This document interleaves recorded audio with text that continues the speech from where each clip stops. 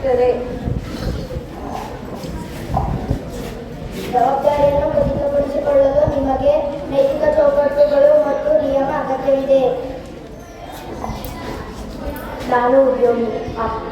ಎಯಿಂದ ಅಪಾಯಗಳನ್ನು ಹೇಗೆ ತಡೆಯುವುದು ಎಂದರೆ ಶಿಕ್ಷಣ ಮತ್ತು ಗುರು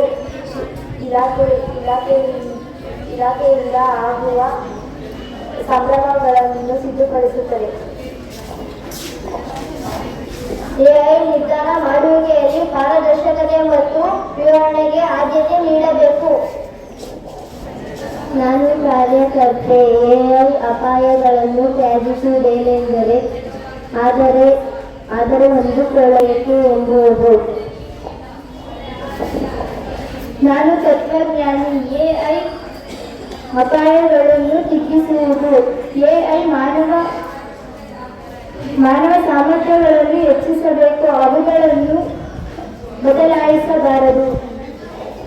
ಎಐಯ ಅನುಕೂಲಗಳು ನೈತಿಕ ಇಲ್ಲ. ಅದನ್ನು ನಾವು ಕನ್ನಡದಲ್ಲಿ ಕೃತಕ ಬುದ್ಧಿಮತ್ತೆ ಎಂದು ಕರೆಯುತ್ತೇವೆ. ಅಂತಿಮವಾಗಿ ಎಐನ ಬಗ್ಗೆ ಏನು ಹೇಳುತ್ತೇವೆ ಎಂದರೆ, ಒಟ್ಟಾಗಿ ನಾವು ಉತ್ತಮವಾದ ಸಮಾಜಕ್ಕಾಗಿ ಎಐನ ಬಳಸಿಕೊಳ್ಳುವಿಕೆಯಿಂದ ಮತ್ತು ಪರಿಗಣನೆಯೊಂದಿಗೆ ಮುಂದುವರಿಯಬೇಕು. ಕೃತಕ ಬುದ್ಧಿಮತ್ತೆಯು ಹಲವಾರು ಇತರ ಕ್ಷೇತ್ರಗಳಲ್ಲಿ ಅಪ್ಲಿಕೇಶನ್ಗಳನ್ನು ಹೊಂದಿದೆ. ಇತರ ಕ್ಷೇತ್ರಗಳಲ್ಲಿ ಆಡಿಟ್, ಕಲೆ, ಹಣಕಾಸು, ವಿಡಿಯೋ ಗೇಮ್ಗಳು ಇತ್ಯಾದಿ ಹೊಂದಿದೆ. ಆದ್ದರಿಂದ ಎಐ ವಿವಿಧ ಅಪ್ಲಿಕೇಶನ್ಗಳನ್ನು ಬೃಹತ್ ಪ್ರಮಾಣದಲ್ಲಿ ಎಂಬುದು ಇಲ್ಲಿನ ಸ್ಪಷ್ಟವಾಗಿದೆ.